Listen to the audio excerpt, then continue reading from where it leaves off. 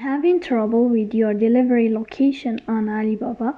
If you can't change your shipping destination, the wrong location is being displayed, or products are unavailable due to location settings. In this video I will show you how to fix delivery location on Alibaba. The first thing you have to do is to go to application. Then you will go to your account or your profile. After that, you will move to settings. You will tap on settings. Then here in this window you will find this page of deliver to, and here you can change your delivery location as you see here.